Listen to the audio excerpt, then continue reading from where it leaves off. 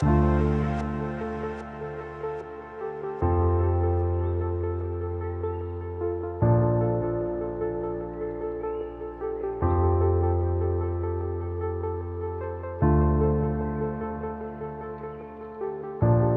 Bapak Ibu Saudara yang dikasihi Tuhan, selamat kembali beribadah dalam nama Tuhan Yesus Kristus. Sebelum kita mengikuti ibadah online ini, kami akan menyampaikan beberapa panduan dalam mengikuti ibadah online ini. Yang pertama, persiapkan tempat kebaktian. Carilah tempat terbaik di rumah untuk beribadah bersama keluarga. Yang kedua, persiapkan sarana prasarana ibadah.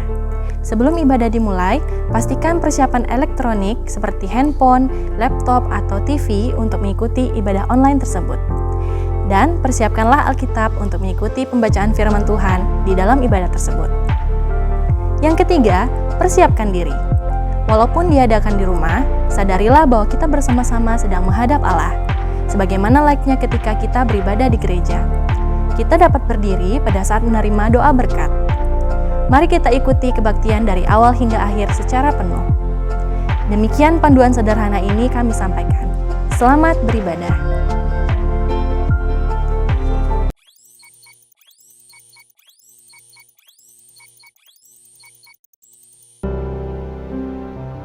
Shalom Bapak Ibu Saudara, dimanapun kita berada saat ini, kita mau tetap bersama-sama memuji Tuhan, tetap bersyukur, tetap menaikkan pujian bagi Tuhan.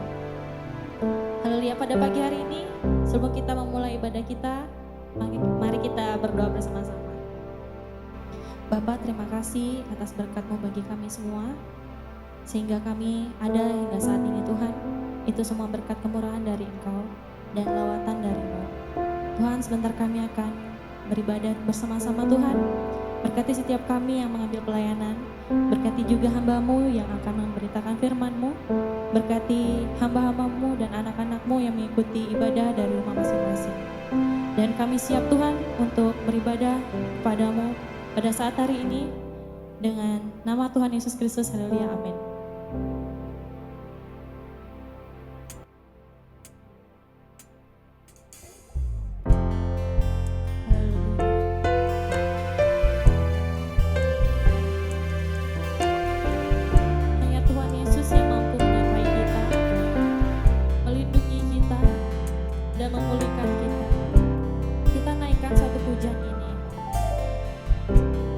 Engkaulah perisai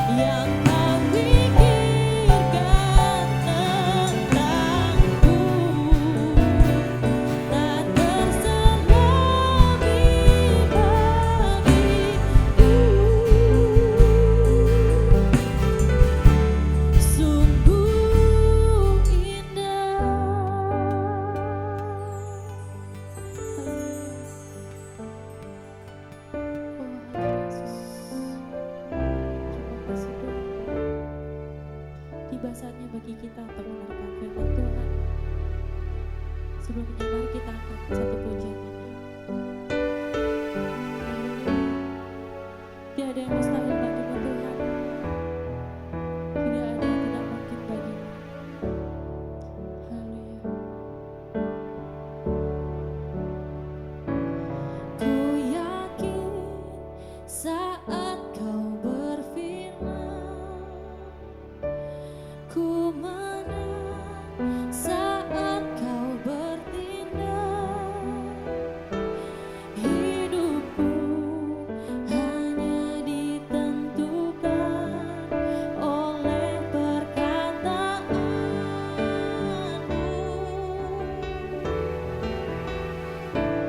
Ku aman karena kau menjaga. Ku kuat karena kau menjaga. Hidupku hanya ditentukan oleh kuasa-Mu. Bagi Tuhan tak ada yang mustahil.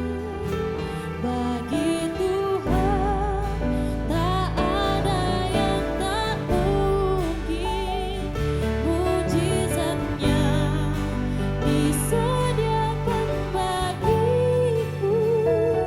Ku diangkat dan dipulihkannya.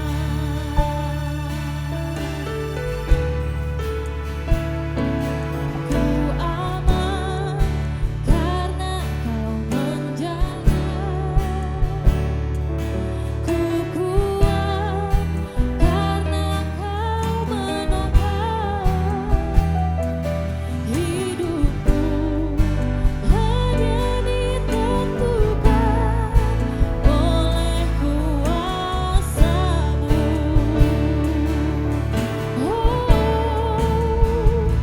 Bagi Tuhan tak ada yang mustahil. Bagi Tuhan tak ada yang tak mungkin. Mujizatnya disediakan bagiku. Ku diangkat dan dipulihkannya. Bagi Tuhan tak ada yang mustahil. Waktu dan tempat saya serahkan pada hamba-Nya. Tak ada yang tak mungkin. Mujizatnya disediakan bagiku. Ku diangkat dan dipulihkan. Bagi Tuhan, bagi Tuhan tak ada yang mustahil. Bagi Tuhan tak ada yang tak mungkin. Mujizatnya disediakan bagiku. Ku diangkat dan dipulihkannya. Bagi Tuhan tak ada yang mustahil. Bagi Tuhan tak ada yang tak mungkin. Mujizatnya disediakan bagiku. Ku diangkat dan dipulihkannya. Ku diangkat dan dipulihkannya. Ku diangkat dan dipulihkannya. Segala puji, hormat, syukur hanya bagimu ya Tuhan, Allah yang kami sembah di dalam nama Tuhan Yesus Kristus. Allah sesembahan kami, Allah yang memelihara kami Tuhan. Kami bersyukur bahwasanya pagi yang indah ini kami boleh beribadah bersama-sama. Baik sidang jemaat yang ada di rumah masing-masing, maupun kami para pelayan Tuhan yang ada di gedung gereja. Semuanya bersama-sama memuji dan memuliakan nama Tuhan. Bahkan akan mendengar sebagian daripada firman-Mu. Roh Kudus tolong hamba-Mu, urapi anak-anak-Mu yang akan mendengar firman Allah. Sehingga bersama-sama kami boleh mengerti apa yang Tuhan kehendaki di dalam kehidupan kami. Terpuji nama-Mu Bapa di surga. Kalau ada kuasa-kuasa yang tidak kami undang, kuasa jahat yang akan mengganggu, menghambat siaran online ini, kami bersatu hati untuk mengusirnya di dalam nama Tuhan Yesus. Pergi dari persekutuan kami dan tidak akan kembali lagi. Terima kasih Tuhan, terpuji nama-Mu di dalam berkat nama Tuhan Yesus. Kami meneruskan doa kami, haleluya. Amin. Shalom. Selamat pagi Bapak Ibu, Saudara yang dikasihi Tuhan. Selamat hari Minggu, selamat beribadah di dalam nama Tuhan Yesus Kristus. Untuk sekian kalinya kita belum bisa hadir bersama-sama di ruang ibadah di gereja, namun tanpa mengurangi arti daripada persekutuan ini, maka kita akan bersama-sama melihat firman Tuhan menjelang hari kenaikan Tuhan yang tidak berapa lama lagi.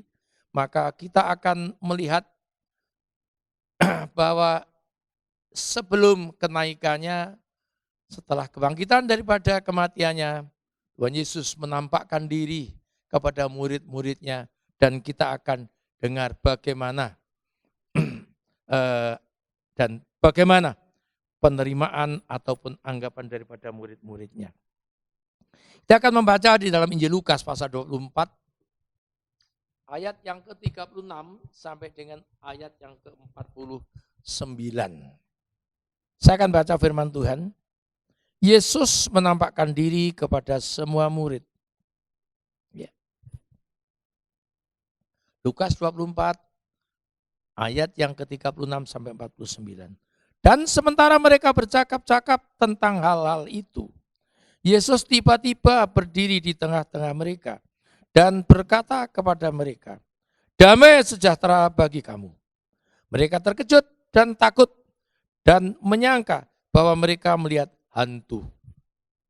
Akan tetapi ia berkata kepada mereka, "Mengapa kamu terkejut dan apa sebabnya timbul keraguan-raguan di dalam hatimu?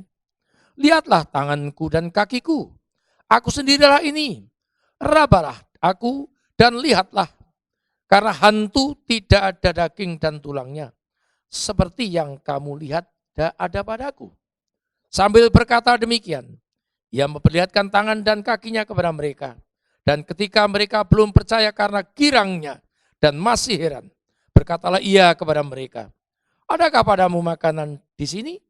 Lalu mereka memberikan kepadanya sepotong ikan goreng. Ia mengambilnya dan memakannya di depan mata mereka. Ia berkata kepada mereka, "Inilah perkataanku yang telah kukatakan kepadamu ketika aku masih bersama-sama dengan kamu, yakni bahwa harus digenapi semua yang tertulis tentang aku dalam kitab Taurat Musa dan kitab Nabi-Nabi dan kitab Mazmur." Lalu ia membuka pikiran mereka sehingga mereka mengerti kitab suci. Katanya kepada mereka, "Ada tertulis demikian, Mesias harus menderita dan bangkit dari antara orang mati, dan pada hari ketiga, dan lagi dalam namanya berita tentang pertobatan dan pengampunan dosa harus disampaikan kepada segala bangsa mulai dari Yerusalem. Kamu adalah saksi dari semuanya ini. Dan aku akan mengirim kepadamu apa yang dijanjikan Bapakku, tetapi kamu harus tinggal di dalam kota ini sampai kamu diperlengkapi dengan kekuasaan dari tempat tinggi." Amin. Bapak Ibu Saudara dikasihi Tuhan, kisah ini terjadi ketika dua orang murid Tuhan sesudah terjadi perjalanan mereka dari Yerusalem menuju Emmaus yang jaraknya 7 mil 1 mil itu 1,7 kilometer, berarti kalau 7 mil kira-kira 13,9 kilometer. Jalan yang mereka tempuh. Namun apa yang kita baca di pasal yang di atas daripada yang kita baca, bahwa mereka tidak mengenal gurunya. Ya. Bapak Ibu Saudara yang dikasihi oleh Tuhan, kebangkitan Kristus yang sudah terjadi tidak serta-merta membuat para murid percaya, sekalipun di dalam Injil Lukas hal ini sudah diberitahukan sebanyak 3 kali tentang penderitaan, kematian, dan kebangkitannya. Hal ini sudah kita bicarakan beberapa waktu yang lalu. Setelah kebangkitannya pun ternyata seringkali murid-murid masih tidak mengenal tentang gurunya. Beberapa minggu lalu kita membicarakan tentang betapa pentingnya pengenalan yang benar akan Kristus dalam kehidupan orang percaya. Sebab tanpa pengenalan yang benar akan Kristus, mustahil orang akan hidup benar di hadapannya. Di ayat yang ke-36 sampai 40 ini, kita melihat bahwa walaupun mereka sudah mengalami 2 orang murid dalam perjalanannya disertai oleh gurunya, mereka masih kurang yakin. Ya. Dan penampakan yang terjadi di sini adalah lengkap, seluruh murid Tuhan ada di tempat itu. Ya. Mereka terkejut dan takut, menyangka mereka adalah hantu. Ya. Bapak Ibu Saudara dikasihi oleh Tuhan, kalau kita baca beberapa kali penampakan Tuhan Yesus setelah kebangkitannya, rupanya tidak membuat para murid mengenal gurunya, sekalipun sudah melalui teguran. Ya, kalau saudara membaca di ayat yang ke-25, ya, kita boleh ditampilkan, ya. Ayat yang ke-25. Lalu ia berkata kepada mereka, "Hai kamu orang bodoh." Ya, ini tegurannya enak sekali. Ya. Betapa lambannya hatimu, sehingga kamu tidak percaya segala sesuatu yang telah dikatakan para nabi. Ya. Di Injil Lukas itu sudah diberitahukan. Ya, pemberitahuan pertama, kedua, ketiga, bahwa Mesias akan menderita aniaya, mengalami kematian, dan bangkit pada hari ketiga. Ya. Tetapi mereka tidak percaya, Bapak Ibu. Nah, dari sini Bapak Ibu Saudara, kita bisa melihat betapa sulitnya mengajarkan iman kepada orang lain. Mengajarkan iman itu ternyata tidak mudah, Bapak Ibu. Ya. Karena iman itu tidak kelihatan. Tetapi kalau kita membaca dalam Ibrani pasal 11 ayat 1, iman adalah sesuatu yang belum terjadi, tetapi diyakini akan menjadi kenyataan di dalam kehidupan orang yang percaya. Maka benar, kata Paulus, orang yang benar hidup karena iman percayanya. Ya. Abraham tanpa bertanya-tanya, segera melangkah, merespon perintah Tuhan. Abraham, keluarlah dari antara sanak saudaramu. Pergilah ke negeri yang aku akan tunjukkan kepadamu. Aku akan menjadikan kau bangsa yang besar. Bapak Ibu, kalau saya mengatakan ini, kadangkali saya merinding. Ya. Merinding, ya. Betapa luar biasa taatnya Abraham. Karena dia tahu secara persis bahwa yang memerintahkan itu adalah Allahnya. Perintahnya tidak banyak. Keluar dari antara saudara-saudaramu. Pergilah ke negeri yang aku akan tunjukkan kepadamu. Tidak gampang untuk orang zaman sekarang. Mungkin masih menanyakan, kemana arahnya? Terus bekalnya apa? Sangunya berapa? Ya, Mungkin begitu toh. Ya, toh. Tetapi inilah Bapak Ibu. Ya, kita beberapa minggu lalu sudah kita bicara untuk orang percaya itu memikirkan perkara-perkara yang di atas. Ya. Kalau kita memikirkan perkara-perkara yang di atas, maka kita tidak perlu khawatir akan hidup saudara dan saya. Tuhan akan memelihara kita dengan caranya yang ajaib.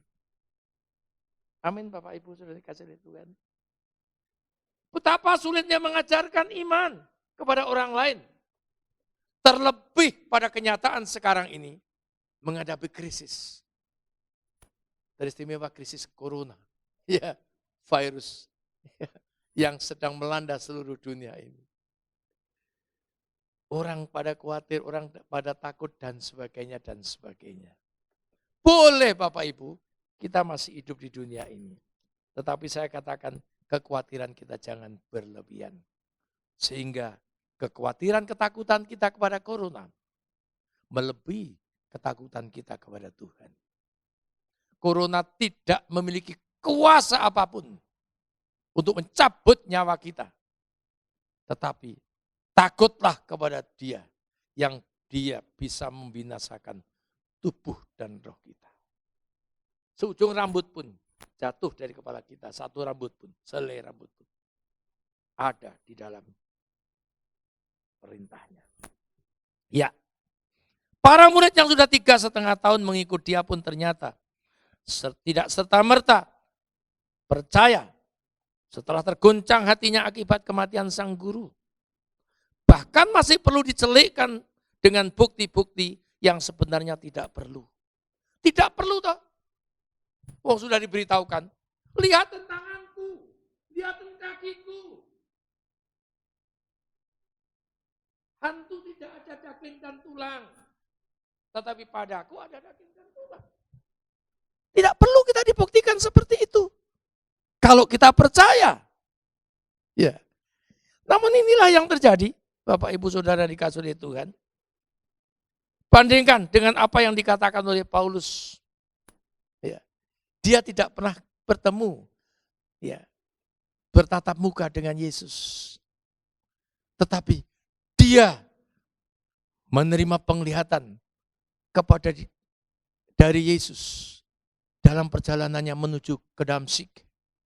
Damsyik itu Damaskus sekarang, ibu kota dari Suriah. Ya. Ketika dia akan menganiaya orang Kristen. Ya.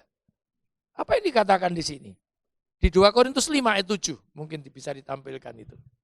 2 Korintus 5 ayat yang ke-7.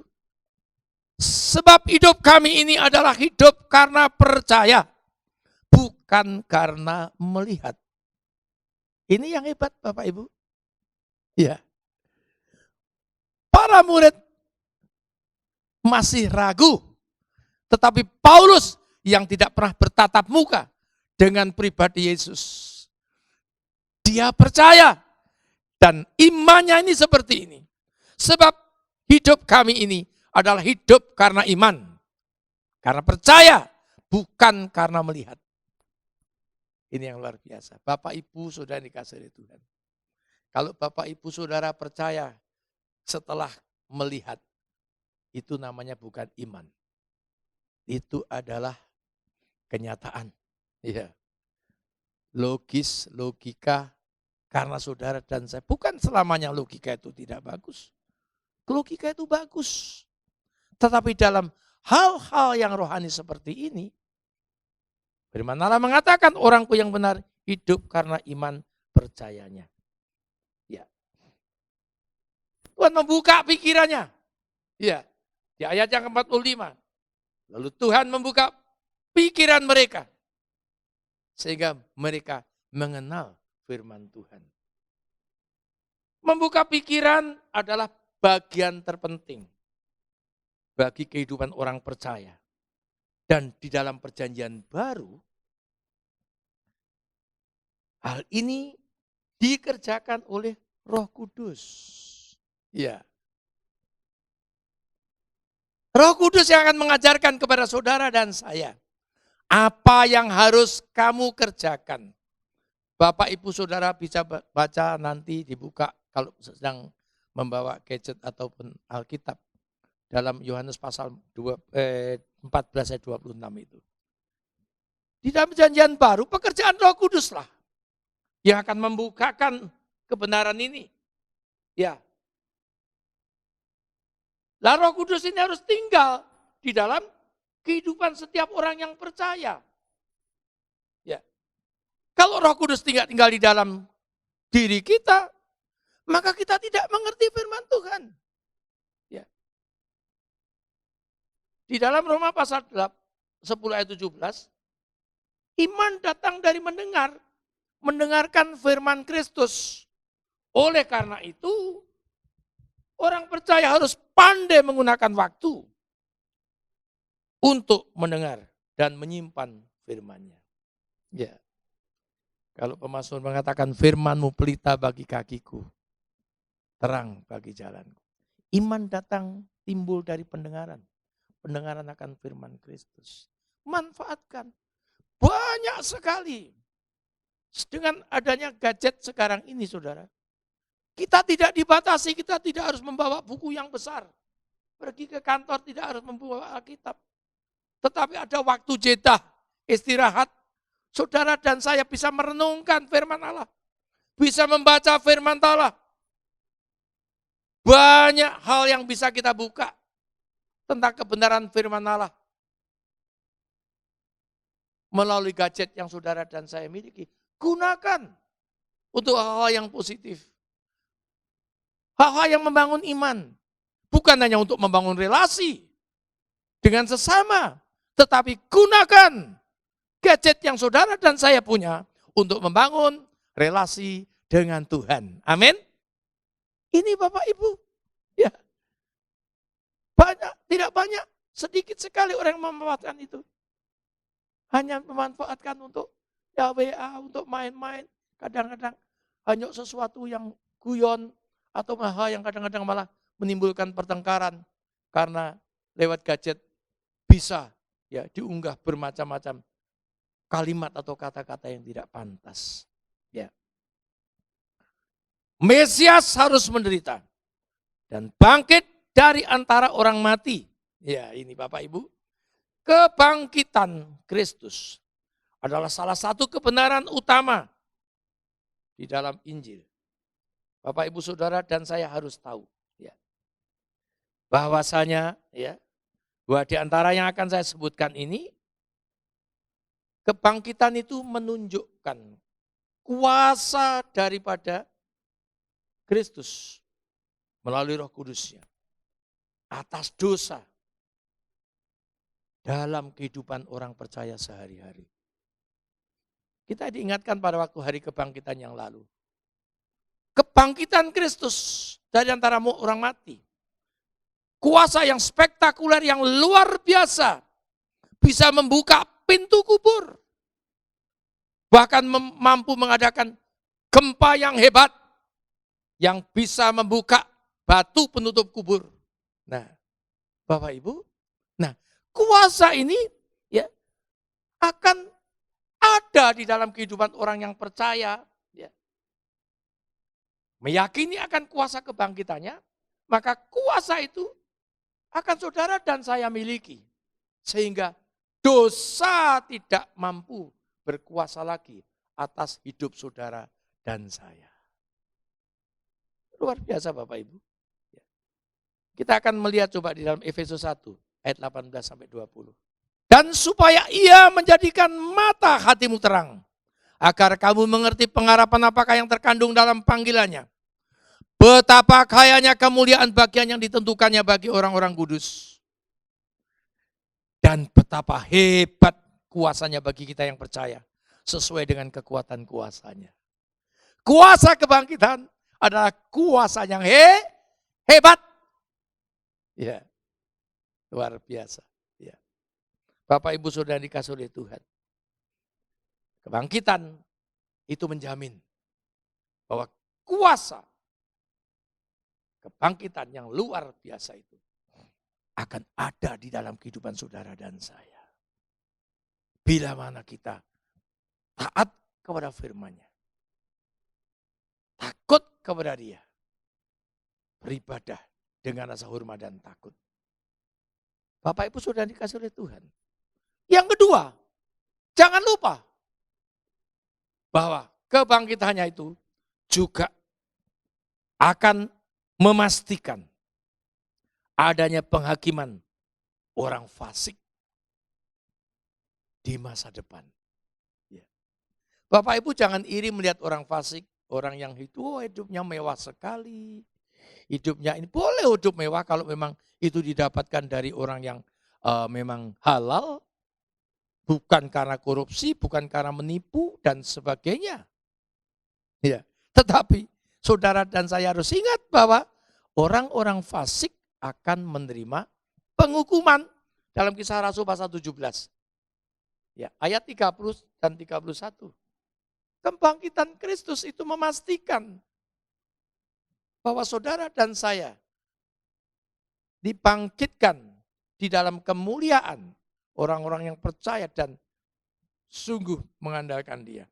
Dengan tidak memandang lagi zaman kebodohan, maka sekarang Allah memberitakan kepada manusia bahwa di mana-mana semua orang mereka harus bertobat. Karena Ia telah menetapkan suatu hari pada waktu mana Ia dengan adil akan menghakimi dunia oleh seorang yang telah ditentukannya, yaitu Kristus. Sesudah Ia memberikan kepada semua orang suatu bukti tentang hal itu dengan membangkitkan Dia dari antara orang mati. Amin Bapak Ibu Saudara dikasih oleh Tuhan. Akan ada hari penghakiman. Ya. Bapak Ibu Saudara dikasih oleh Tuhan. Ya. Segala sesuatu diatur oleh Tuhan. Kalau saudara dan saya hidup menurut kehendak dan rencana Tuhan, maka kita akan mendapatkan bahagian. Janji Tuhan bukan hanya kehidupan nanti di surga bersama Dia, tetapi janji Tuhan juga akan memelihara kita selama hidup di dunia ini. Yang percaya kepada Yesus tidak akan pernah dipermalukan.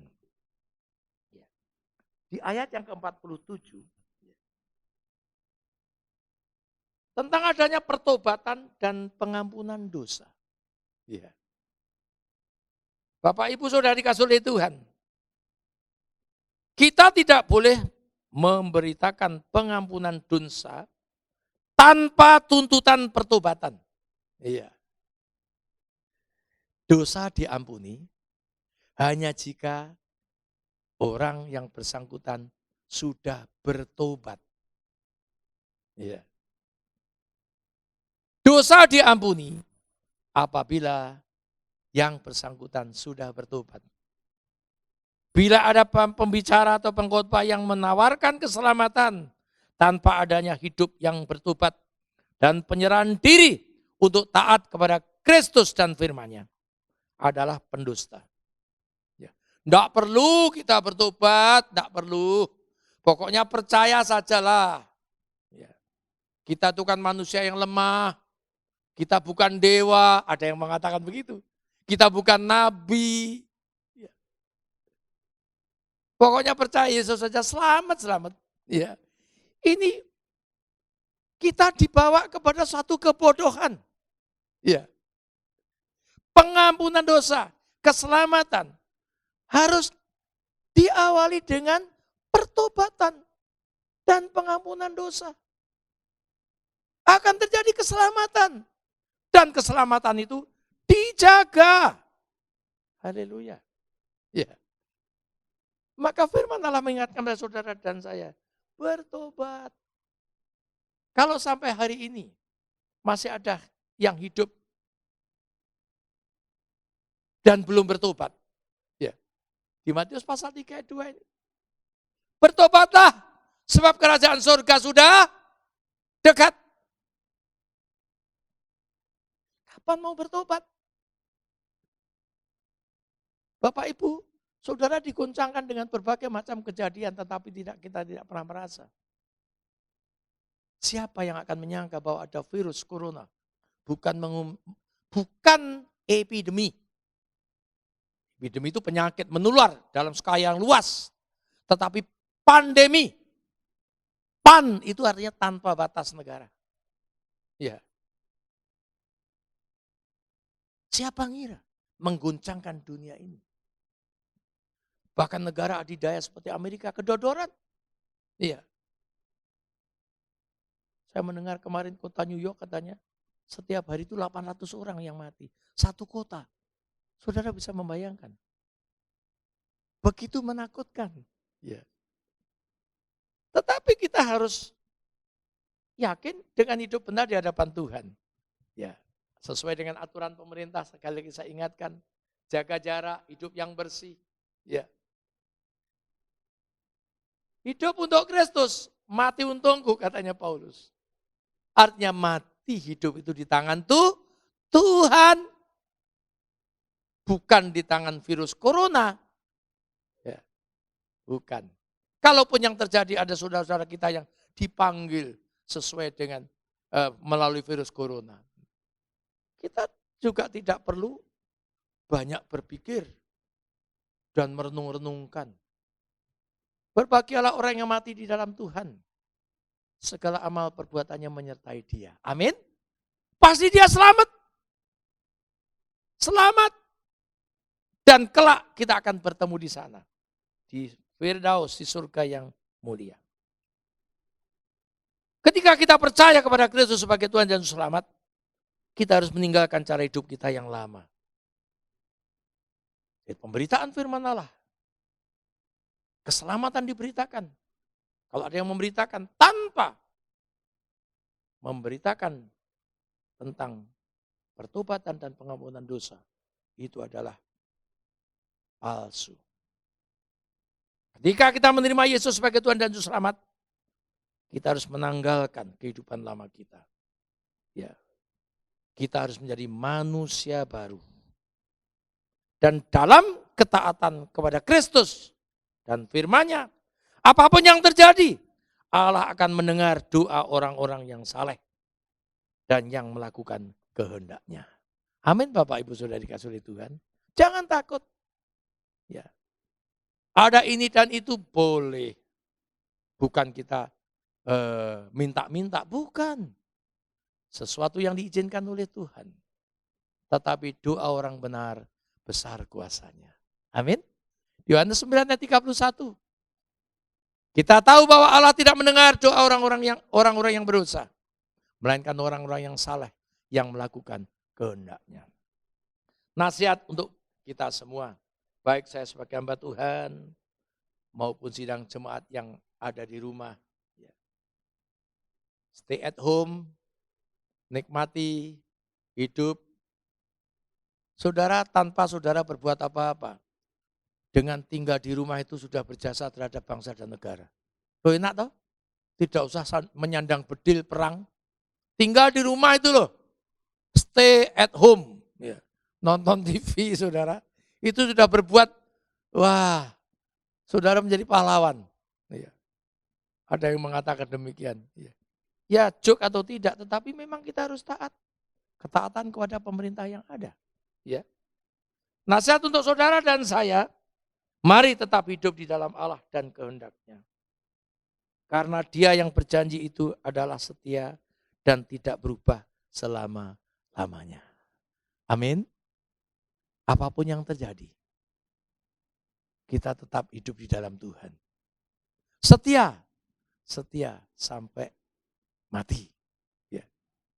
Karena Tuhan Yesus yang berjanji kepada saudara dan saya adalah Dia yang setia. Tuhan Yesus memberkati saudara dan saya pagi hari ini. Selamat tinggal di rumah, selamat menikmati hari Minggu bersama keluarga.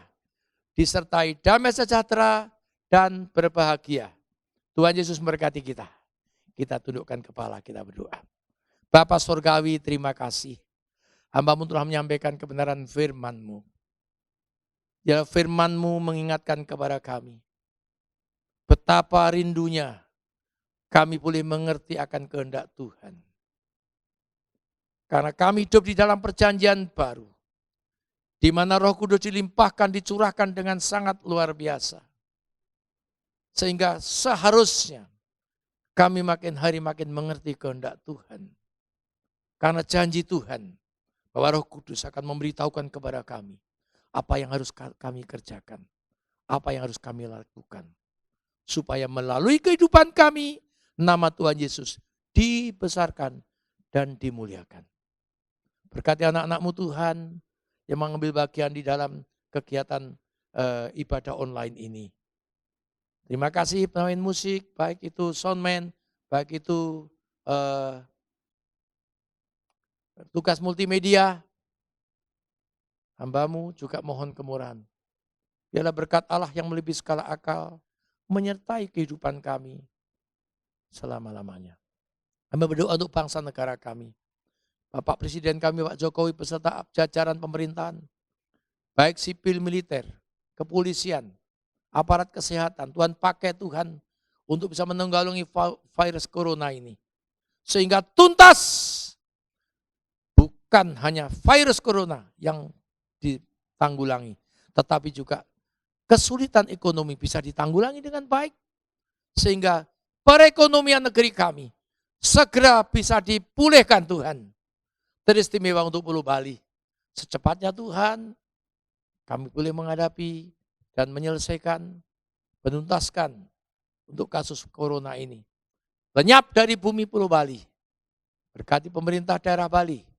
Dari tingkat gubernur sampai jajaran pemerintahan yang paling rendah di sekitar kami. Berkati lingkungan sekitar kami Tuhan. Dari Kelian, lurah, kecamatan, sampai kabupaten. Engkau memberkati sekaliannya. Terima kasih Tuhan, terima kasih. Nama-Mu dibesarkan dan nama-Mu dipermuliakan. Bapak Ibu Saudara yang tinggal di rumah, terimalah berkat Allah pagi hari ini. Saudara akan dikasih oleh Tuhan. Pagi hari ini terimalah berkat limpah dari Allah Bapa. Dan kasih anugerah kemurahan damai sejahtera sukacita dari Tuhan Yesus. Disertai persekutuan Roh-Nya yang kudus. Menyertai saudara dan saya dari saat ini. Sampai Maranatha, Tuhan Yesus datang kedua kalinya. Di dalam berkat nama Tuhan Yesus. Haleluya, haleluya. Amin. Tuhan Yesus memberkati. Shalom Bapak Ibu Saudara yang dikasih Tuhan, kita sudah beribadah dan menikmati kemurahan Tuhan lewat firman Tuhan yang disampaikan oleh hamba-Nya. Berikut kami akan menyampaikan beberapa nama jemaat yang berulang tahun dalam sepekan ini.